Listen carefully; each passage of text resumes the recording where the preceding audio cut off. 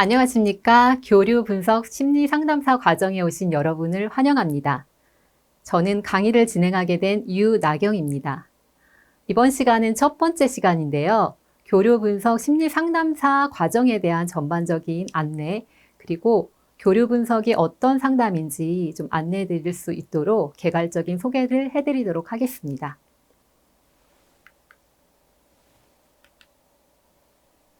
제 이력은 다음과 같습니다. 참고해서 봐주시면 될 것 같고요. 과정에 대해 안내를 드리도록 하겠습니다. 총 21강으로 구성되어 있고요. 수강 신청 후 한 달 이내에 수강을 해주셔야 됩니다. 그리고 출석률이 전체의 60% 이상 넘으면 온라인으로 필기시험 응시가 가능하십니다.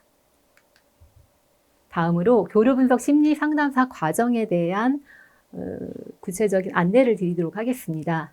지금은 1강 교류 분석 상담의 이해, 전체 과정에 대한 오리엔테이션 및 그리고 교류 분석이 어떤 것인지 개괄적으로 안내 드리는 그런 시간으로 갖겠습니다. 그리고 2강부터 여기 17강까지는 교류 분석에서 주요 사용하는 개념들을 좀 간략하게 좀 정리를 해보았습니다. 그리고 18강부터 21강까지는 이러한 개념들이 실제로 상담에서 어떻게 적용되는지 확인하실 수 있도록 이렇게 소개해 드렸습니다.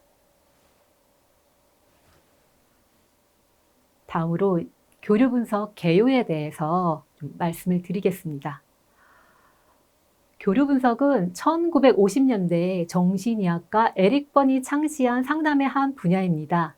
그래서 국제교류분석협회는 교류 분석을 성격 이론인 동시에 개인의 성장과 변화를 촉진하는 체계적인 심리 치료라고 정의를 내렸습니다. 그래서 상담과 심리 치료는 물론 교육 현장, 그리고 기업체 등 조직에서도 폭넓게 활용이 되고 있는 이론이라고 보시면 되겠습니다. 영어로는 Transactional Analysis, TA라고, 그래서 보통 TA 상담이라고 저희가 많이 부르는데요. 여기서 이 트랜잭셔널, 교류하는, 거래하는 이런 뜻을 담고 있는데요. 여기서의 이 교류는 크게 두 가지 의미가 있습니다. 첫 번째는 사람 간의 대화 유형, 어떻게 커뮤니케이션 하는가라는 측면을 다루기 때문에 의사소통 이론으로 볼 수 있고요.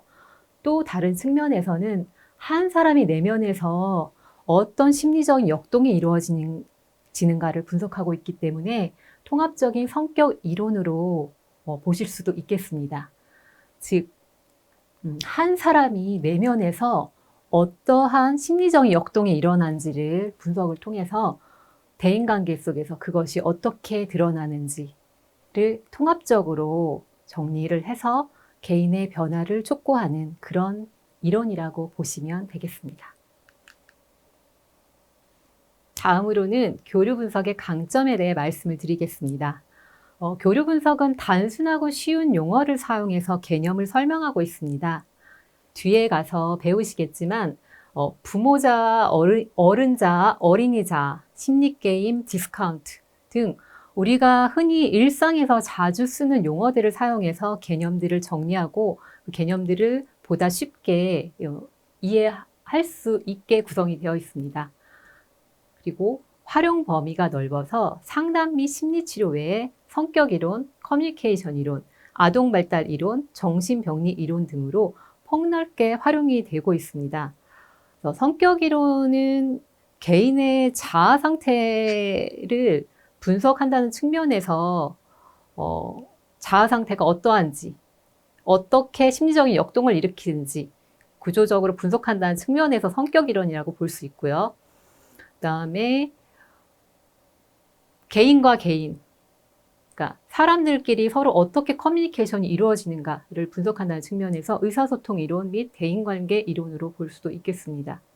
그리고 한 사람이 어릴 때 어떤 경험을 통해서 어떤 환경과 어우러지면서 인생 각본을 만들고 그 인생 각본이 오늘날 삶에 어떤 영향을 미치는지 그런 부분을 설명한다는 측면에서 아동 발달 이론으로도 볼 수 있겠습니다. 그리고 이런 인생 각본이 개인적, 정신적으로, 심리적으로 여러 가지 어려움을 초래하는 그런 측면을 좀 분석하는 측면에서 정신병리 이론으로도 우리가 살펴볼 수 있겠고요. 그렇기 때문에 이러한 교류 분석은 상담 장면 외에 부모가 자식을 키우는 입장에서 어떻게, 어떤 태도로 자녀에게 대해야 될지를 이해하는 측면에서 학교 현장에서 교사가 학생들과의 어떤 관계를 만들어야 될지, 기업 관리자, 회사원들이 조직 생활에서 어떻게 문제를 풀어가야 될지, 그리고 사회복지 수요자들을 만나는 사회복지사들이 그들과 어떻게 소통을 잘 할 수 있는지 등을 이해하는 하나의 좋은 도구로서 활용이 가능하다고 보여집니다. 다음으로는 교류 분석의 창시자인 에릭 번에 대해서 좀 간략하게 살펴보도록 하겠습니다. 에릭 번은 캐나다 몬트리올 출생이고요. 미국에서 주로 활동했지만 그 성장기를 캐나다에서 보냈다고 합니다. 그래서 아버지가 의사셨기 때문에 에릭 번도 아버지의 뒤를 이어 의사 자격증을 지금 취득했고요. 그다음에 미국으로 건너가서 정신과 수련 과정을 밟게 됩니다. 그러면서 1941년도에 정신분석 훈련을 시작했는데요. 당시만 해도 이제 심리치료가 프로이트의 정신분석이 좀 대세였기 때문에 에릭 번도 그 부분을 훈련을 시작하게 된 것 같습니다. 그런데 10년 이상 정신분석을 훈련했는데 1956년에 정신분석협회에서 정식 회원으로 가입이 되는 걸 거절당합니다. 아마도 이 에릭 번이 그 전통적인 정신분석의 과정을 그대로 따르기에는 본인의 좀 독자적인 개성이 좀 강했던 거라고 좀 보여집니다.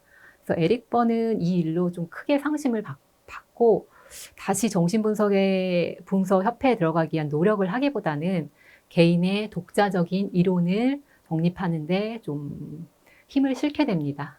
그래서 1958년도에는 교류 분석이라는 용어를 처음 사용하고 사용했고요. 논문을 발표하고 그리고 교류 분석 세미나들을 열어서 상담 관련 전문가들과 같이 끊임없이 이 부분에 대해서 연구를 하는 과정에서 교류 분석의 내용이 좀 더 풍부해집니다. 1960년도에 심리게임이라는 책을 발표했다고 하는데요. 그 책이 미국에서 어마어마하게 인기를 끄는 베스트셀러가 되면서 교류 분석도 대중적인 인기를 끌게 되었고 1964년에는 국제교류분석협회가 결성이 되어서 미국뿐 아니라 전 세계로 교류 분석이 좀 널리 퍼지는 계기가 되었다고 합니다. 그래서 오늘날까지 상담 분야에서 널리 좀 쓰이고 있고요. 상담뿐만 아니라 앞서서 말씀드렸던 교육, 조직 분야에서도 좀 폭넓게 좀 활용이 되고 있다고 합니다.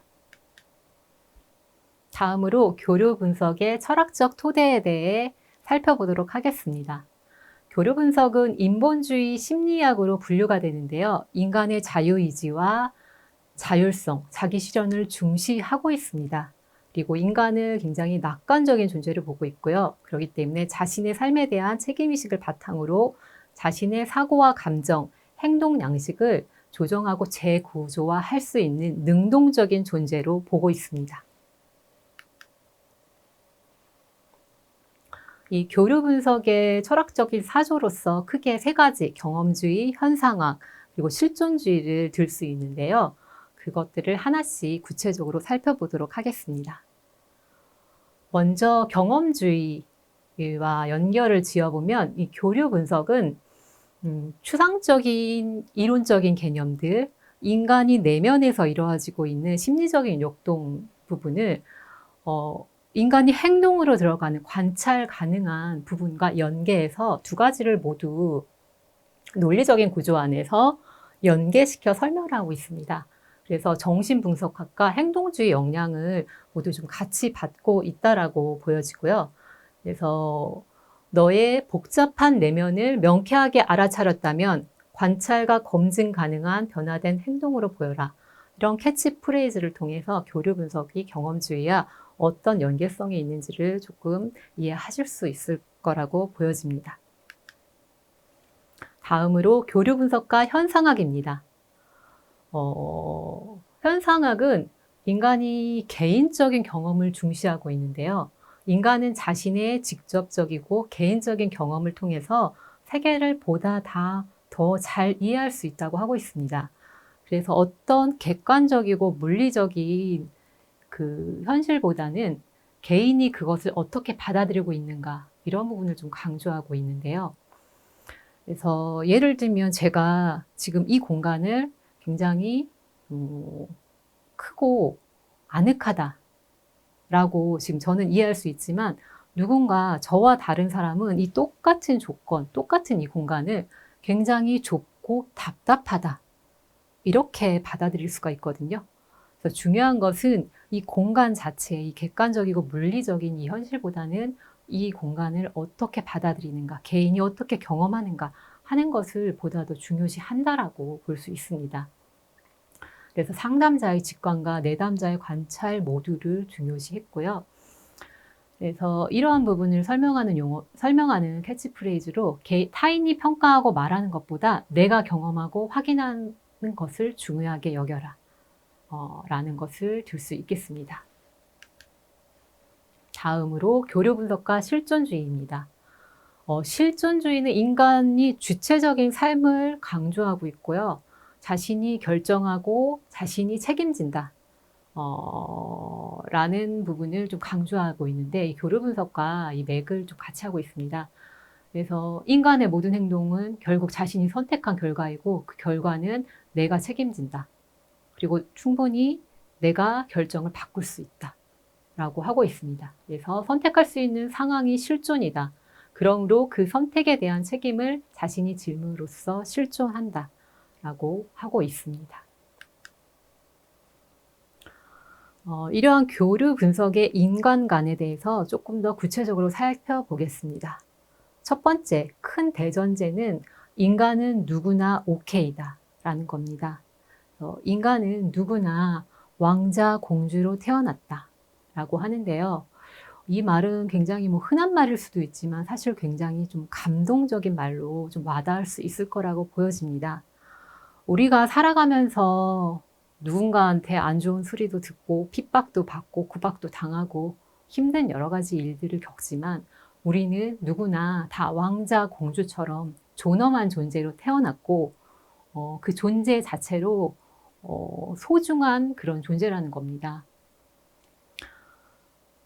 그래서 나는 좀 부족한 점이 있지만, 문제가 있지만 나는 있는 그대로의 나를 수용하고, 그리고 여러 가지 어려움도 있고 문제가 있는 당신을 수용한다. 나는 나를 수용하고 당신을 수용한다 라는 가치관을 보이고 있습니다. 그래서 내가 당신 위에 있지 않고 당신도 나의 위에 있지 않다. 인간과 인간은 동등한 존재이고 모두가 다 존귀하다 라는 대전제, 큰 가치관을 가지고 있고요. 이것이 상담 장면에서도 그대로 나타나는 것이, 상담자와 내담자의 관계에서 상담자가 내담자를 이끌어주거나 좀 더 이렇게 지도자의 입장에서 뭔가를 해주는 존재가 아니라 동등한 존재로 바라보고 상담 과정이 진행이 됩니다. 그래서 상담자와 내담자가 각자의 책임을 가지고 자기 역할을 맡아서 그것을 해내는 것이 내담자의 변화를 이끄는 중요한 것이다 라고 보고 있습니다. 두 번째입니다. 누구나 사고할 능력을 가지고 있다. 인간은 누구나 사고할 능력을 가지고 있기 때문에 자신의 삶은 자신이 결정하고 자신이 책임져야 한다고 하고 있습니다. 결국 내가 아무리 힘든 상황, 어려운 상황을 겪었어도 결국 삶에서 원하는 거는 내가 결정하는 거고 내가 책임져야 된다. 그래서 내 돌아온 삶을 통찰하고 나의 각본을 들여다보면서 좀 부정적인 것이 있었다면 그것을 새로 재정비할 수 있다라고 보고 있습니다. 세 번째, 인간은 자신의 운명을 자기 스스로 결정하며 그 결정은 얼마든지 변화될 수 있다. 두 번째랑 연결이 되는데요. 인간은 누구나 사고할 수 있는 능력이 있기 때문에 이게 옳다, 아니다라고 판단할 수 있고, 그로 인해서 무엇인가를 결정할 수 있고, 그 결정이 적절하지 않다면 충분히 바꿀 수가 있다는 겁니다. 그래서 반결정론적인 시각을 가지고 있는데요. 초기 어린 시절의 경험이 한 사람의 일생에 굉장히 큰 영향을 미친다라는 어떤 결정론적인 시각, 어릴 때의 삶이 어른의 삶에 영향을 미친다라는 시각과 더불어, 그렇지만 그것이 고정불변되고 영원한 것이 아니라 충분히 내가 이것을 바꾸고자 한다면 바꿀 수가 있다라는 반결정론적 시각을 가지고 있습니다. 그래서 우리의 특정 감정이나 행동은 타인이나 환경에 의해 결정되는 것이 아니며 우리 자신이 선택한다. 그리고 어떠한 결정을 내려도 향후에 다시 바꿀 수 있다. 그리고 자신의 익숙한 패턴을 버리고 새로운 결단을 통해서 변화는 가능하다라고 합니다. 자신의 인생의 주인공은 자신이고 본인이 결심하고 행동하면 인생이 바뀔 수 있다는 어떤 희망적인 메시지가 담겨 있는 그런 이론으로 보시면 좋겠습니다. 그래서 인간이 패배적인 인생 각본을 버리고 새롭게 승자 각본을 성인이 된 후에도 다시 쓸 수 있다라고 보고 있습니다. 다음으로 교류 분석의 기본 원리에 대해 살펴보도록 하겠습니다. 첫 번째 원리입니다. 이것은 계약 방법이다. 교류 분석에서는 계약을 굉장히 중요시합니다. 그래서 상담은 곧 계약이다 라고 할 정도로 계약을 중시하는데요. 상담자와 내담자가 내담자의 변화를 이루기 위해서 공동 책임을 집니다.